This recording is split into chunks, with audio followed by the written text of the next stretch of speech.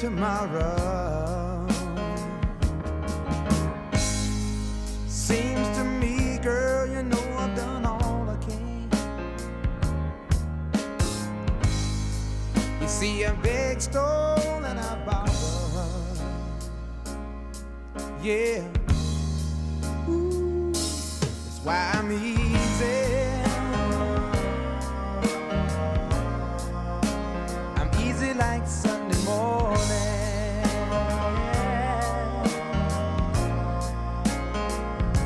That's why I'm easy.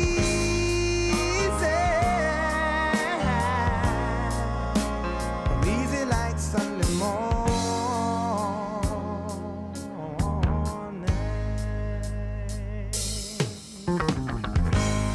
Why in the world would anybody put chains on me? Yeah. I've paid my dues to make it. Everybody wants me to be what they want me to be. I'm not happy when I try to fake it. No. Ooh, that's why I'm easy. I'm easy like Sunday morning.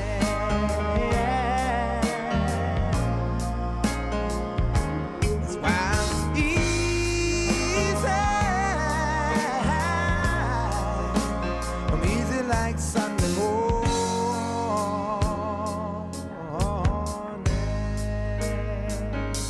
I wanna be high, so high. I wanna be free to know the things I do are right. I wanna be free, just me. Oh, man.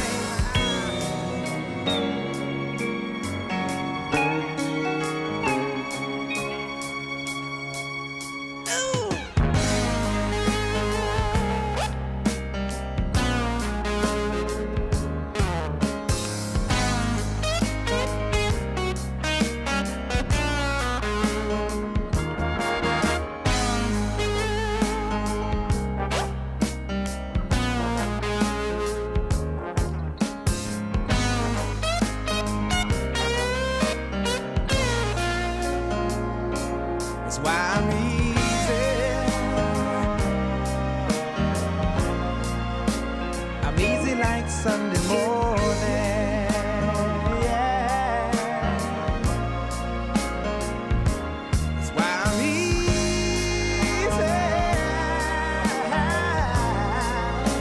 I'm easy like Sunday morning. Whoa. 'Cause I'm easy. Woo. Easy like Sunday morning. Yeah. 'Cause I'm easy.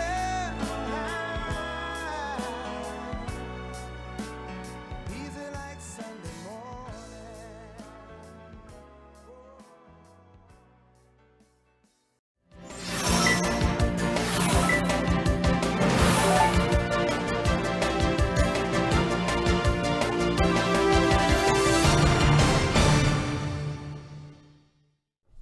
안녕하세요. 금요일입니다. 뉴스데스크의 바람잡이 지영은입니다. 안녕하세요. 이선영입니다. 지장군의 한 곡이 나가는 금요일입니다.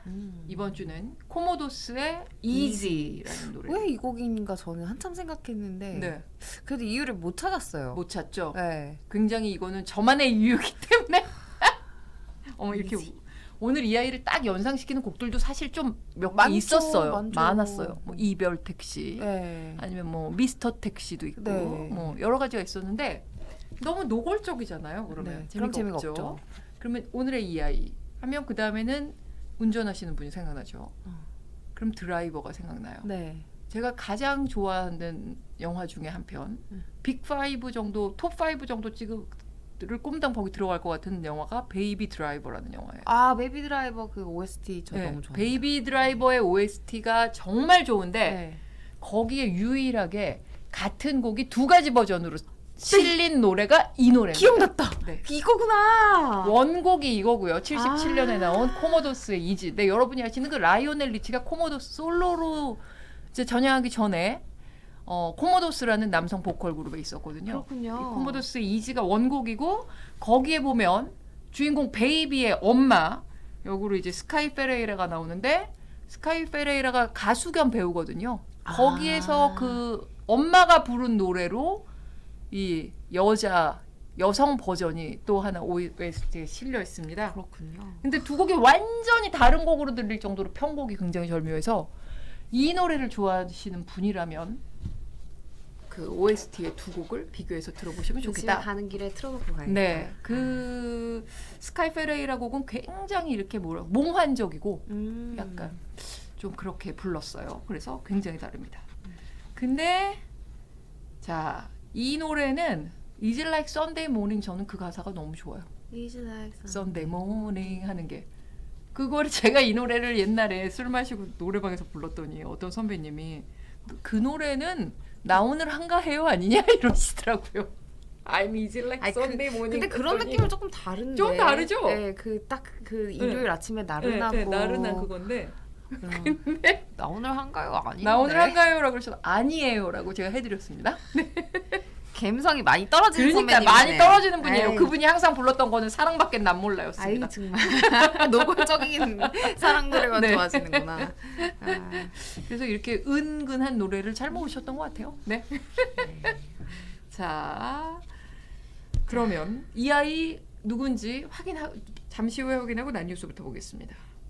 자, 올해 정월 대보름 음력 1월 15일은 2월 5일입니다. 네. 이틀 후 일요일입니다. 그러면 내일 모레 이틀 남았잖아요. 그러니까 주말과 휴일에 뭐 오곡밥 나물 좀 준비할 시간도 있고 맛있겠다. 부럼 좀 사러 갈 짬도 그죠. 있을 것 같습니다. 자, 그래서 부러워. 이 기사를 갖고 왔는데 정월 대보름에는 왜 오곡밥과 나물을 먹을까요? 오늘 그 기사가 났어요. 정월 대보름은 한 해의 건강을 기원하는 날이라고 합니다. 그래서 겨울철엔 사실 식재료가 그렇게 풍부하지 않잖아요. 맞아요. 그래서 겨울철에 그 영양소를 섭취를 충분히 못했던 거를 영양가 풍부한 견과류, 또 햇볕에 오래 말린 각종 영양소가 많은 나물, 그리고 색이 다른 5가지 영양소가 풍부한 곡물 이걸로 보충하면서 올해도 건강하자 이렇게 다짐하는 날인 셈입니다. 건강이 최고죠. 그러니까요. 오곡밥 대개는 찹쌀, 차조, 찰수수, 기장, 붉은팥 그리고 또는 검은콩 이걸 넣어서 짓는데요. 이런 곡류에는 탄수화물뿐만 아니라 무기질과 비타민도 풍부하고 단백질도 많습니다.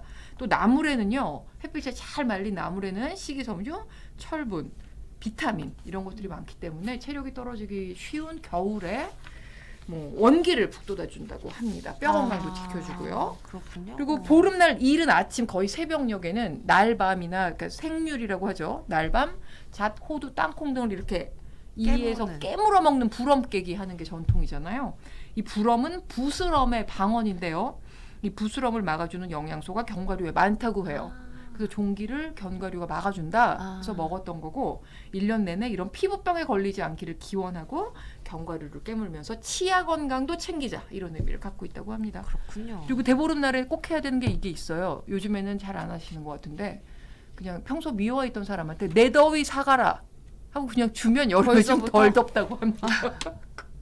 근데 뭔가 올해 여름 엄청 더울 것 같은 예감이 네, 들어요. 그러니까 2월 해야지. 5일에 내 더위 사가라 반드시 하시기 바랍니다. 효과가 있을지는 모르겠지만 미워하는 사람한테만 해야 되나요? 그래도 아무래도 내가 그쵸? 좋아하는 사람이 내 더위까지 사가서 2배로 더 오면 좀 속상하지 않겠어요? 그렇네요. 네. 보름달은 언제 뜬다고 합니까? 보름달은요. 서울 기준으로 오후 5시 41분에 뜰 예정이에요. 그래서 월초다 보니까 슈퍼문 대신에 미니문 보름달 가운데 가장 작은 보름달이 뜬다고 합니다. 달하고 거리가 굉장히 멀다고 해요. 이번에는. 네. 그렇군요. 그렇게 거리가 멀면 좀 빛도 좀 그러니까요. 덜 밝은가요? 그러니까요. 그래서 미니문이 저녁녘에 뜰 예정이니까 그 늦은 밤이 한밤중이 아니라 초저녁에 달을 보시기 바랍니다. 네. 자, 저는 물가 이야기를 좀 들고 왔는데 네. 영찬서님께서 오곡밥 나물부럼 해먹는 집은 이제 부자입니다라고 식자재 값이 진짜 많이 그러니까요. 올랐잖아요. 네. 그래서 뭐 식당 운영하시는 분들 어려운 건 말할 것도 없고 음. 가정에서도 뭔가 예전에 해먹던 걸 그대로 해먹기가 좀 맞아요. 부담이 되는 수준으로 이제 가격이 많이 올랐는데 그래서 저희 엄마도 총각김치 담그시면서 그 무청을 다 말리셨더라고요. 오. 그 나무를 네. 이렇게 또 사기가 사시기가 예, 뭐 그러니까 그 하시니까. 무청을 다 말리셔가지고 시래기로 말리시고 그런 식으로 하시더라고요, 진짜. 그렇군요. 네. 근데 이 물가 상승이 우리나라만 지금 이렇게 심각한 게 아니라 아니죠. 전 세계적인 현상이잖아요. 뭐 그에 따라서 뭐 금리 인상을 뭐 단행하고 네. 하다 보니까 세계 전체가 그 후폭풍으로 씨름을 하고 있는데 그래도 물가가 안 잡히고 있죠.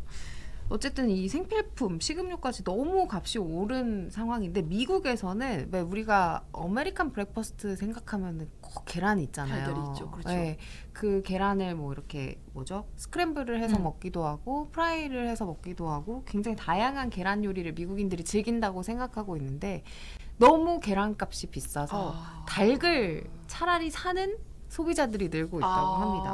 아예 그냥 닭을 사는 게 낫다라고 하길래 도대체 얼마나 비싼가. 우리나라도 계란값 비싸잖아요. 네. 제가 오늘 찾아봤더니 우리나라가 계란 39 기준으로 8,000원대더라고요. 할인이 안 들어간 게. 할인 안 들어간 게. 네, 근데 뭐 여러 가지 할인 행사를 하는 곳을 보면 5,000원대, 6,000원대도 있는데 네. 8,000원대인데 미국은요, 뉴욕 맨해튼의 한 식료품 기준으로 12개들이 계란. 그러니까 39도 아니에요. 이게 9.99달러까지 한다고 하더라고요. 네. 그러면 한 뭐 12,000원 정도 우리 돈으로 너무 비싸네요. 하겠죠? 그래서 이게 뭐 미국은 정말 계란값이 너무 비싸다 싶긴 하더라고요. 그래서 이 계란 가격이 왜 이렇게 미국에서 올랐나 보니까 뭐 전반적인 물가 상승 요인 때문도 그렇지만 최근에 엄청나게 그 심한 AI가 퍼졌다고 하더라고요. 조류 독감. 네. 그래서 47개 주에서 총 5,800만 마리 규모의 이 닭이 AI의 확진된 여파도 가격 상승을 초래했다고 합니다. 그래서 한 산란장에서는 아예 알을 낳는 그 갈색 달걀을 낳는 네. 계란은 사람들이 다 사가서 이제 팔 수가 없는 정도라고 하고 어느 날은 병아리를 사러 온 손님들이 200여 명이 몰려가지고 네 북새통을 잃었다고 하거든요. 그래서 이게 뭐 닭이 뭐 얼마나 비싼가 뭐 얼마나 이게 효율적인가 봤더니 닭 한 마리에 4,900원 정도더라고요. 네. 우리 돈으로. 네.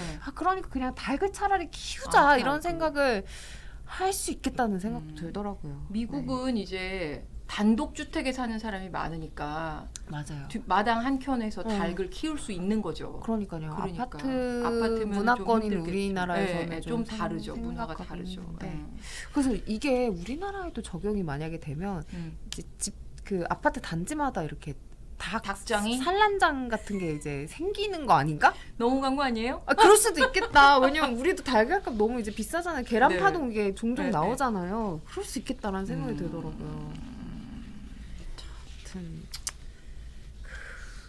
그렇습니다. 계란 물가 얘기를 우리가 참 많이 하는데 매번 하는데 그러니까요. 할 때마다 심각한 것 네, 같아요. 오늘 또 이 아이도 물가랑 그렇게 또 영 동떨어진 얘기가 아닙니다.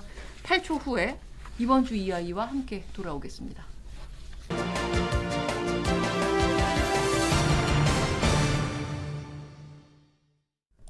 네, 금요일 프리데스크를 반짝반짝 빛내는 이선영 아나운서의 의식의 흐름 코너 이아입니다. 네. 반짝반짝. 지금 뭐 반응들이 그건 아니야 선영아. 제가 아니에요. 아파트 단지에서 닭 키운다고 하니까 저도 네 하고 가만히 있었잖아요. 그건 아니야 선영아. 닭똥 냄새 지옥입니다. 네, 고양이가 닭을 그냥 두지 않아요. 그렇겠네요. 네. 미라클님 감사합니다. 그러게요. 늘 주제 선정부터 어떤 이야기들이 좋을지 고심하신 마음이 느껴지는 이 아이. 오늘도 소중히 시청하겠습니다. 하셨습니다. 울어요. 선영 씨는 매주 울어요. 매주. 잘 옵니다. 어쨌든 알아주셔서 감사합니다. 네, 감사합니다. 열심히 할게요. 진짜 오늘부터 반짝반짝의 반응을 보이는 이선영 아나운서. 반짝반짝이 아니라 제가 아까 손을 이렇게 네, 했죠. 네, 네. 네. 다음 주에도 한번 해보도록 반짝반짝 하겠습니다. 빛내지 않습니까? 이 스튜디오를 그 칙칙하던 스튜디오가 금요일만 되면 반짝반짝해집니다. 주원 선배가 조금 칙칙은 하죠. 저도 좀 아저씨니까. 칙칙합니다. 아이. 네. 자, 이 아이 가보겠습니다. 이 아이 첫 소식 치솟는 물가 이야기를 계속해서 해볼 건데요. 특히 이제 지난달 한파 때문에 보일러 좀 켰다가 가스요금 폭탄 맞으신 네, 분들 네. 진짜 많으시잖아요. 저희 집도 이제 음. 평상시보다 10만 원 정도 더 나온 것 같아요. 그리고 그 BMW족 걱정하셔야 된다. 이 소식 몇 주 전에 전해드리면서 네, 맞아요. 이번에는 대중교통 요금도 줄줄이 오를 거다 이런 이야기도 했고요. 그래서 이제 걱정거리가 계속 늘게 생겼는데 이번 한 주는 아무래도 택시 요금이 제일 먼저 인상이 되면서 그렇죠. 이 이야기로 시끄러웠던 것 같습니다. 네. 그제부터 오른 요금이 적용됐는데 기본 요금이 1,000원 올랐고 서울 중형 택시가 그리고 할증 요금도 늘어서 택시 절대 못 타겠다는 그 현장 반응 리포트가 있었잖아요. 네. 근데 이게 말이 1,000원이지 비율로 치면 26.3%가 그렇죠. 늘었다고 맞아요. 하니까 3,800, 굉장히 많이 오른 것 4,800. 같아요. 근데 이게 기본 요금이 4년 만에 오른 거잖아요. 맞아요. 그러니까 그 동안의 물가 인상분이라든가 뭐 에너지, 원료값 뭐 이런 거 폭등한 거 이런 걸 다 감안하면 이 정도는 올릴 수 있겠구나. 뭐 수긍은 갑니다만. 이해는 가죠. 네, 그래도 요즘 다 이것만 오르는 게 아니잖아요. 다른 뭐 식재료 값도 다 오르고 모든 물가가 다 오르는데 소득은 안 늘어나니까 시민들 입장에서는 좀 답답하시긴 할 것 같아요. 그렇죠. 그리고 어제 뉴스데스크 보니까 뭐 타는 승객들만 이게 엄두가 안 나는 게 아니라 기사님들도 뭐 그다지 반색하지 않으시더라고요. 그러니까 그러니까 손님이 확 줄었으니까 이 정도 인상한 걸로는 벌이가 늘지 않는다. 아예 올리려면 더 올리지. 올렸어야 이렇게 된다. 또 얘기를 하시더라고요. 네. 그리고 이제 몇 주 전에 그 BMW족 이야기할 때처럼 음. 서울에서 이렇게 한번 딱 올려버리면 다른 지역들도 줄줄이 이제 견인이 되는 그렇죠. 그런 현상과 경향이 있고 또 다른 교통 뭐 버스나 지하철도 줄줄이 인상이 이미 예고가 돼 있는 상황이라서 이 서민 경제가 팍팍해지는 거는 계속해서 심화되는 현상일 것 같아요. 네. 그래서 뭐 이런 이슈도 있고 해서 이번 주 이 아이는 택시로 네. 정해 택시입니다. 네. 교통사고 소식부터 좀 살펴보려고 해요. 네. 2월 첫날 광주에서 한 택시기사가 길을 걷던 남성을 들이받고 네. 연이어서 주차되어 있는 차량도 이제 박았어요. 네. 근데 뭐 영상을 보신 분도 계셨겠지만 뭐 제가 봤을 땐 뭐 한 20km 미만으로 이제 서행하고 네. 있기는 했었거든요. 근데 그래도 이제 보행자가 치는 바람에 크게 다쳐서 병원으로 이송됐는데요. 그 정도면 사실 택시기사가 인지를 못하기는 힘들잖아요. 그렇죠. 사람이 병원에 그렇죠. 실려갔는데 근데 아예 기억이 안 난다고 진술한 거예요. 그래서 블랙박스를 보여주자 어머 이런 일이 진짜 있었냐.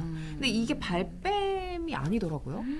그러면은 정말 기억이 안 났다면은 음주 상태였어요? 그래서 왜 기억이 안 났어요? 경찰이 음주 여부, 뭐 약 복용 여부 뭐 이런 거 다 조사해봤는데 정말 그냥 기억이 안 난 거였어요. 어머. 그러니까 이 기사가 비슷한 사고를 지지난해에도 연달아 냈거든요. 그러면 왜 그런 건가요? 뭔가 문제가 있는. 나이가 70대셨어요. 네. 그래서 그 고령화에 따른 인지 능력의 하락인 것 같다라고 이제 경찰은 조사 결과를 발표했습니다. 근데 실제로 이제 서울시 조사에 따르면 서울 그 택시 전체 사고 중에 80%가 60대 이상이 낸 사고로 나타나긴 했거든요. 근데 네. 사실 뭐 60대이기 때문에 사고를 많이 냈다라고 단정 짓기에는 택시 기사 자체가 60대 이제 분들이 많으세요. 네. 서울 택시 기사 중에 60대 이상 비율이 74%라고 하니까 뭐 당연히 사고 비율도 60대 이상이 많겠죠. 그렇겠죠. 예, 절대적인 수 자체가 많아서 이런 통계가 나왔다고 보이기는 하는데요. 그래도 이번 사고를 보았듯이 60대가 이제 지나면서부터는 사람이 노화가 급격히 진행이 되잖아요. 뭐 좀 시력도 안 좋아지고 밤에 특히 네. 그리고 뭐 인지 능력, 돌발 상황 대처 능력 이런 것도 조금씩 떨어지고 하다 보니까 시민들 우려는 좀 나올 수밖에 없는 것 같아요. 저희 엄마가 이제 70대 중반이신데 저희 엄마가 운전을 굉장히 잘하셨어요. 네. 근데 65세 이후에는 확실히 이게 반응 속도가 굉장히 느려지시고 판단력도 좀 느려지시고 밤에는 못 하겠다 그러시더라고요. 그래서 그거를 보니까 확실히 70이 넘어가는 운전자들은 좀 이제 운전에 자신을 하진 말아야 되겠다. 자기의 운전 실력에 좀 겸허해져야 되겠다. 이런 생각이 좀 들긴 저도 들었거든요. 네. 그러니까 65세 이상 택시 기사들도 이런 면에서 보면은 내가 운전을 해도 괜찮은 것인가. 특히 승객까지 태우고 가잖아요. 맞아요. 그러니까 나뿐만 아니라 다른 사람의 목숨까지 내가 담보해야 되는데 건강이나 인지 능력에 그 현격한 문제가 있는지를 정기 검사를 받고는 있죠 지금 어떻습니까? 네. 지금 지영 선배 말씀하신 것처럼 한국교통안전공단에서 65세 이제 택시기사를 대상으로 정기 검사를 하고 있어요. 65세 이상에 대해서는 3년마다, 70세 이상은 매년 네. 이렇게 자격 유지 시험을 보게 하고 있는데 이 자격 유지 시험의 합격자 비율이 2021년 99.77%, 2022년 99.3%, 그러니까 거의 모든 사람이 합격하고 있다고 합니다. 그 통계치만 보면은 고령 택시 운전하시는 분들이 아무 문제가 없다는 얘기네요. 그렇죠. 다 통과하셨으니까. 다 통과니까 다 문제가 없으시다 이렇게 해석을 할 수도 있겠지만 자격 유지 검사가 뭐 7개 영역에서 치러진다고 해요. 뭐 반응 속도라든지 인지 네. 능력에 관한 검사가 이 7개 영역이 1, 2, 3, 4, 5등급으로 평가가 되는데 1등급이 제일 높은 거죠. 네, 네. 5등급이 2개 이상만 아니면 다 통과래요. 그러니까 뭐 예를 들면 44444 나와도 통과한 거죠. 그러니까 좀 이 기준이 좀 헐거워서 이렇게 아예 100%가 붙는 거 아닌가. 순이양 가중에 양양양양양양양이어도 통과라는 거네요. 그렇죠. 양양양 가여도 통과가 되는 거네요. 거죠. 그러니까 가가 2개만 아니면은 그런 이게 통과가 되는 형식이기 때문에 좀 기준이 헐겁다라는 지적이 나오고 있고 또 만약에 부적한 판정을 받는다. 그럼 계속 응시할 수 있대요. 어머. 무제한. 이 이 적합 판정을 받을 때까지. 이거는 너무 느슨한데요? 그렇죠. 그리고 이 적합 부적합을 따지는 것 자체가 의미가 있나 싶었던 네. 게 아예 수검을 받지 않는다. 내가 미검사자다 해도 제재가 없다고 하더라고요. 그냥 이게 뭔가 권고 사항인지 보게는 되어 있는데 안 본다고 해서 뭐 자격을 박탈한다거나 기사 자격을 뭐 그런 전혀 사후 조치가 없다라고 하더라고요. 그럼 자격 유지 검사 자체가 유명무실한 거네요. 이거는. 네, 그래서 이제 서울시가 국토부에 이게 택시가 공공 서비스잖아요. 시민들의 안전과 관련된 일이다 보니까 자격 검사를 강화해달라고 지속적으로 요청은 하고 있는 상황이라고 합니다. 근데 구체적인 대책은 아직까지 나오진 않은 것 같아요. 여기 보니까 10%는 탈락시켜야 하는 것 아니냐. 그러니까 이런 맞는 것 같아요. 그러니까 참 이게 자격 유지 검사 강화 안 할 가능성이 높은 게 자동차 판매량이랑 연결되어 있기 때문 아니냐 이렇게 또 얘기를 하시네요. 네. 근데 정말 정정하신 기사님들 입장에서도 이 검사가 좀 이렇게 좀 정상화되는 게 좋지 않을까 싶어요. 그렇죠. 네, 오히려. 네. 오히려. 근데 또 이게 고령화 시대에 나이가 들어서 생업으로 할 수 있는 직업이니까 그렇죠. 사실 고령 택시 기사님들 운전하시고 싶은 마음은 알겠습니다만 근데 이게 생명과 관련 있는 직업 아닙니까? 그러니까 조금 기준이 더 엄격해지면 좋겠다는 생각이 듭니다. 다음 택시 소식 보겠습니다. 다음 택시 소식도 역시 고령 택시 기사님에 대한 뉴스인데요. 저 이런 일이 우리나라에서 있나 싶어 너무 놀라서 가지고 온 뉴스예요. 지난해 4월 있었던 일인데 서울 은평구 어디 시골 마을도 아니고 은평구면 바로 저희 회사랑도 가깝잖아요. 구기터널 인근 야산에서 70대 택시기사분이 요의가 좀 갑자기 오셨나 봐요. 운전하다 보면 그러실 수 있죠. 장시간 운전을 또 하시고 연세가 이제 70대다 보니까 갑자기 요의가 오실 수 있잖아요. 그래서 이제 좀 노상방뇨가 잘하는 일은 아닙니다만 그 터널 부근에서 소변을 보신 거예요. 그런데 소변을 보고 있던 도중에 누군가 택시기사를 총으로 쏴서 탄환 한 개는 오른쪽 발, 한 개는 복부에 박히는 바람에 결국 숨지는 사고가 있었습니다. 근데 그 노상방뇨를 하다가 총을 맞아서 사망했다. 우리나라에서 이게 왜 이런 일이 벌어지는 거예요? 저도 우리나라에서 총을 누군가 쓴다는 것 자체도 약간 생소했거든요. 근데 알고 보니까 이 총을 쏜 사람은 수렵 허가를 받은 전문 수렵군이었다고 하거든요. 그 사람의 진술에 따르면 멧돼지를 사냥하러 갔다가 멧돼지로 오인을 해서 이분을 쏘게 됐다라고 진술을 했다고 해요. 어머, 그 밤이었나 보네. 밤이 아니었어요. 밤이 아니었는데 또 심지어. 그래서 이제 1심 재판부는 업무상 과실치사 혐의로 금고 1년 8개월의 실형을 선고했거든요. 이제 금고가 똑같이 감옥은 가는 거지만 이제 노역은 안 하는 거기 때문에 이제 그 감옥에 가게는 된 거죠. 그리고 어제 그러니까 이 수렵군이 항소를 해서 너무 이제 중하다 이 양형이 해서 이제 항소를 했고 2심 결과가 나왔는데요. 2심 재판부는 여기에서 4개월을 감형해서 1년 4개월을 선고했어요. 뭐 이유는 수력군이 이제 그 보상을 하겠다는 취지로 유족 측에게 5천만 원을 공탁했고 또 수력회라는 그런 직능단체가 있나 봐요. 여기에서 또 보험금을 지급한 점을 들어서 이제 그 피해에 대한 보상을 하려고 뭐 애를 썼다 이런 점이 양형이 참작이 된 것 같아요. 그래서 4개월이 이제 감형이 됐습니다.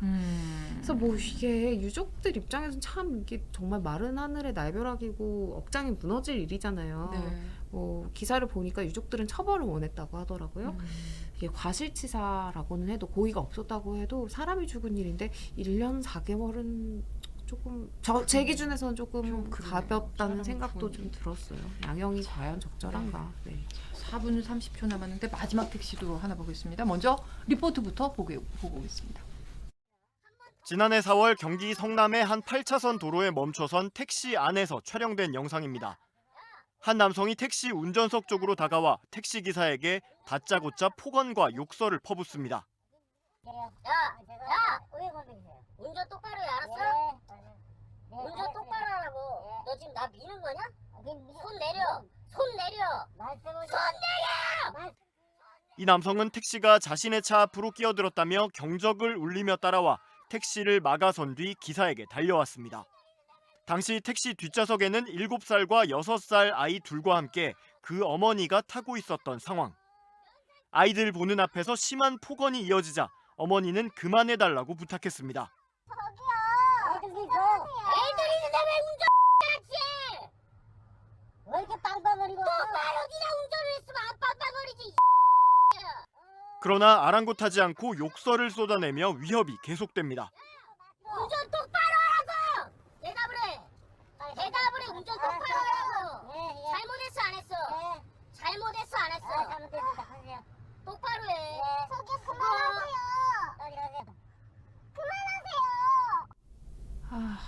저는 정말 저거 잘못했어 안 했어 사과하세요 이러는 게 정말 제일 싫어요. 진짜. 이거 결론부터 말해야 될 것 네. 같아요. 이분 어떻게 됐을까요? 어떻게 됐나요? 아동학대죄로 처벌받았어요. 다행입니다. 네, 보복운전 이런 거일 것 같지만 그게 아니라 이 영상 속에서 이제 운전자분한테 이제 그만하라고 했던 여성분이 아이들과 같이 있었다고 했잖아요. 6살, 7살. 근데 이 아이들이 듣는 상황에서 욕을 이제 적나라하게 했고 또 정말 공포스러운 상황을 만들었잖아요. 이 영상을 이제 인터넷 커뮤니티에 올리자 경찰이 수사에 나섰고 결국 이 욕설하던 운전자의 언어 폭행이 아동학대에 해당한다라는 판단을 재판부에서 내려서 결국 아동학대죄로 인정됐다고 합니다. 그러니까 아이에게 직접 욕설을 하지 않아도 아이를 뭐 신체적으로 뭐 뭔가 무력을 가하지 않아도 아이가 듣고 있는 데서 저런 행동을 하고 말을 한다는 것 자체로도 그쵸. 아동학대라는 것 꼭 알고 계셔야 되겠습니다. 자, 이번 주 여의 택시와 함께 했고요. 8초 후에 오늘 뉴스데스크 보겠습니다.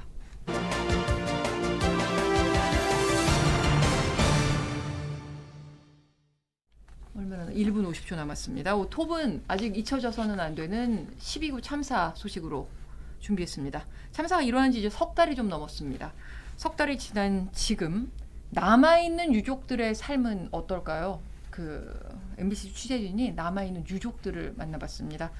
유족들은 참사를 2번 겪고 있다라고 얘기했습니다. 생때 같은 자식을 잃은 데 이어서 2차 가해로 유족들마저 지금 참사를 겪고 있다는 얘기를 했는데 그들의 그 아픈 심정 나누겠습니다. 그리고 또 참사 당일에 군중이 밀집할 것이 예고됐음에도 불구하고 이태원 일대에 통신사 중계기 증설이 제대로 되지 않아서 이 일대가 거의 통신상 고립된 거나 다름없었다는 얘기가 나오고 있습니다. 단독 취재했습니다.